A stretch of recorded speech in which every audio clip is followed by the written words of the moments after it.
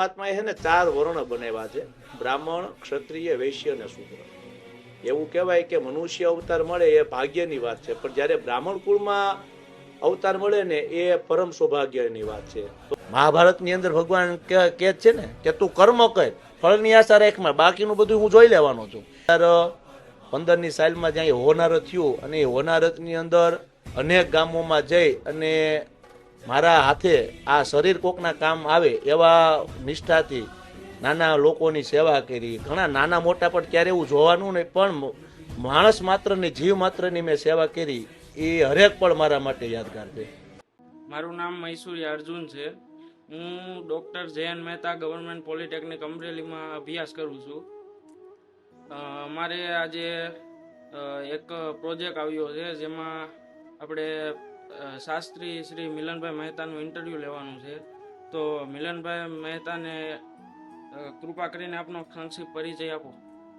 નમસ્કાર, મારું નામ મિલનભાઈ મહેતા છે, જે રાજકોટ જિલ્લાનું ગોંડલ તાલુકાનું દેડી કુંભાજી અમારું ગામ છે, જે વિકસિત ગામ છે. અને આજે આ કોલેજના સ્ટુડન્ટ અર્જુનભાઈ એક સારો પ્રોજેક્ટ લઈને અને વિશેષ વ્યક્તિઓ સાથે જે ખાસ ઇન્ટરવ્યૂ લઈને આવ્યા અને આ ઇન્ટરવ્યૂમાં મારી સાથે સંવાદ કરવા બદલ હું તમારો આભાર માનું છું. તમે કેટલા વર્ષથી બ્રાહ્મણ તરીકે સેવા આપી રહ્યા છો? આમ તો પરમાત્માએ છે ને 4 વર્ણ બનાવ્યા છે, બ્રાહ્મણ, ક્ષત્રિય, વૈશ્ય અને શૂદ્ર. એવું કહેવાય કે મનુષ્ય અવતાર મળે એ ભાગ્યની વાત છે, પણ જ્યારે બ્રાહ્મણ કુળમાં અવતાર મળે ને એ પરમ સૌભાગ્યની વાત છે. તો વાત કરું તો મારા દાદા હતા, 3 પેઢીથી અમે કર્મકાંડ કરી છે. જ્યારથી સમજણ પડી અને મારા પપ્પાની સાથે જાઓ કર્મકાંડમાં બધી જે વિધિ વિધાન કરાવતા હોય, વિધિ વિધાનને હું જોતો હોય, એમાંથી જે બધું અનુકરણ કરી અને અભ્યાસ કરીને હું ખૂબ નાનપણની ઉંમરમાંથી જ આ કર્મકાંડના અને બ્રાહ્મણના કર્મ સાથે હું જોડાઈ ગયો છું.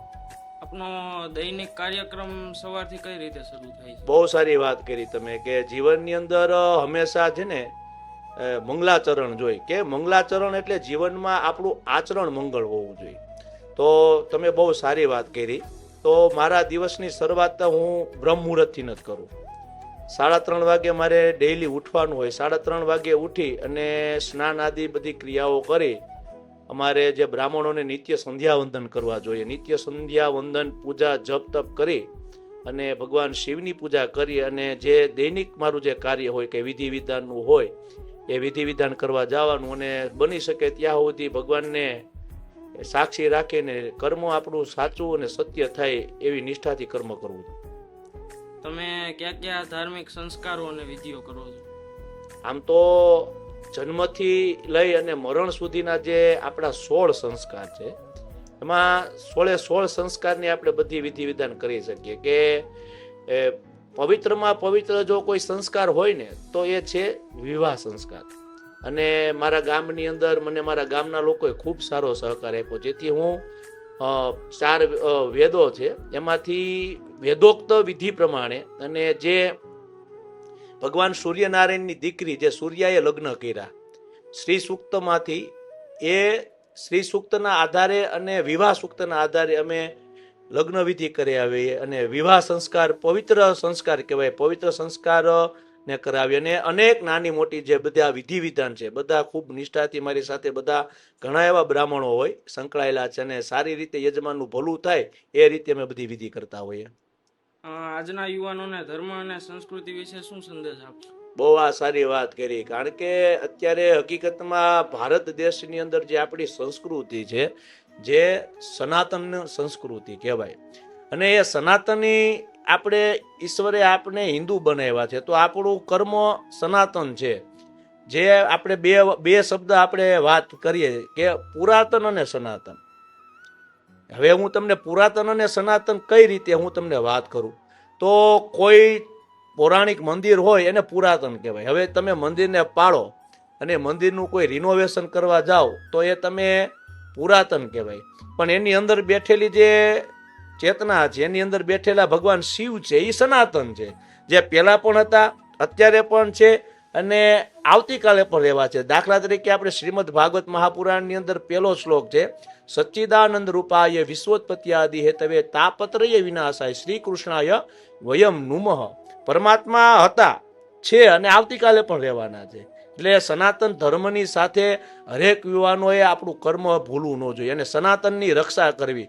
અને આપણા પુરાણો, આપણા ધાર્મિક પુસ્તકો અને આપણા સંત સુરા અને સતીની આ ભૂમિ છે, તો એ લોકોના જીવનમાંથી આપણે અનુકરણ કરી અને આપણા જે ભારત દેશનું જે ધર્મ છે એની રક્ષા કરવી જોઈએ. અને સનાતનીએ પોતે નિત્ય કાંઈ કરે તો ન કરે, પણ કપાળમાં તિલક કરીને જ પછી બહાર નીકળવું જોઈએ. અને સમાજમાં બ્રાહ્મણની મુખ્ય ભૂમિકા શું છે? બહુ સારી વાત કીધી કે આપણી ભગવાન બ્રહ્માજીએ જ્યારે મનુષ્યની ઉત્પત્તિ કરી, તો મનુષ્યની ઉત્પત્તિ કરીને સર્વપ્રથમ પહેલા જગતની અંદર મનુ મહારાજ આવ્યા. મનુ મહારાજથી આ બધો વંશ ચાલ્યો, એટલે આપણે બધા મનુષ્ય થયા.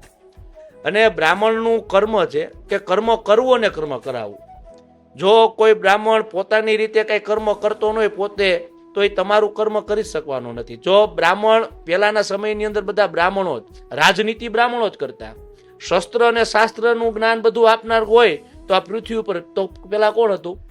બ્રાહ્મણો જ હતા. તો બ્રાહ્મણનું કર્તવ્ય છે કે કર્મ કરવું અને કર્મ કરાવવું જોઈએ. અને આ દેશને અને સમાજને સદમાર્ગે કેમ વાળવા, એ હંમેશા એવું પ્રયાણ કરવા જોઈએ કે કોઈ આ ભારત દેશનો નાગરિક ગેરમાર્ગે ન દોરે અને સારા વિચારો સમાજને કઈ રીતે આપવા, એ બ્રાહ્મણનું કર્મ છે.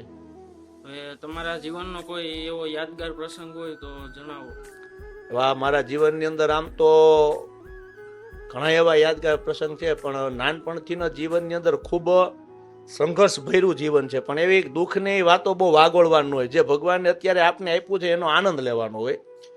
પણ આપણે કહેવત છે, જે કર્યું હોય ને એને બહુ બોલાતું નથી, પણ કરેલું ક્યારે ફોગટ જાતું નથી. મહાભારતની અંદર ભગવાન કે છે ને કે તું કર્મ કર, ફળની આશા રાખમાં, બાકીનું બધું હું જોઈ લેવાનો છું. આવી જ રીતે મારા જીવનની અંદર એવા ઘણા પ્રસંગો છે. પણ મને એક ગમે કે ઈશ્વરને હું એક પ્રાર્થના હંમેશા કરતો હોય કે મને તમે કંઈક આપો ને, એમાંથી હું કોકને ઉપયોગી થાવ ને એટલું મને તમે જરૂર આપજો. તો જીવનમાં નાનપણથી જ મેં બહુ સંઘર્ષ કર્યા છે અને સંઘર્ષમય જીવનમાંથી આટલા સુધી હું પહોંચ્યો. અને હજી એવા ઘણા મારા સપના છે કે હું નાના લોકો માટે કંઈક કરી શકું. એવા મારા યાદગાર પ્રસંગોમાં જ્યારે 2015ની સાલમાં જ્યાં હોનારત થયું, અને એ હોનારતની અંદર અનેક ગામોમાં જઈ અને મારા હાથે આ શરીર કોકના કામ આવે એવા નિષ્ઠાથી નાના લોકોની સેવા કરી. ઘણા નાના મોટા પણ ત્યારે એવું જોવાનું નહીં, પણ માણસ માત્રની, જીવ માત્રની મેં સેવા કરી. એ હરેક પણ મારા માટે યાદગાર છે. તમને કથાકાર બનવાની પ્રેરણા ક્યાંથી મળી? બહુ આ સારી વાત કરી કે એ આપણા વંશની, આપણા ઉપર આપણા પિતૃઓની, કુળદેવીની, ઈષ્ટદેવની કૃપા હોય ને, ત્યારે આપણા ઉપર આવી કૃપા થતી હોય ને ત્યારે આપણે મળે. મારા દાદા, મારા પપ્પા અને હું ત્રીજી પેઢીએ પણ કથા વાંચું છું. પણ મારા પરિવારની અંદર આશરે 15 જણા અમારા સભ્યો છે. 15 લોકો અમારા પરિવારના લોકો કથા કરે છે. અને નાનપણથી જ મને એવો વિચાર આવે કે આપણે કંઈક સમાજને બોધ આપી. આ કથા કૃષ્ણ છે, એ કૃષ્ણમાંથી શું શીખવા જેવું, બસ એ આપણે સમાજને શીખવું. નાનપણથી જ મને કથા કરવાનો ખૂબ શોખ હતો. તમે મુખ્યત્વે કયા કયા ધર્મોની કથા કરો છો, ગ્રંથોની? આમ તો હજી જીવનમાં મારી શરૂઆત છે. હું શ્રીમદ ભાગવત અને હવેનો પછી હું ગ્રંથ રામાયણ અને ત્યાર પછી શિવ પુરાણ અને 18 પુરાણ છે. ઈશ્વરની કૃપા હશે તો 18 પુરાણની આપણે વાત સમાજ સુધી લઈ જાશું.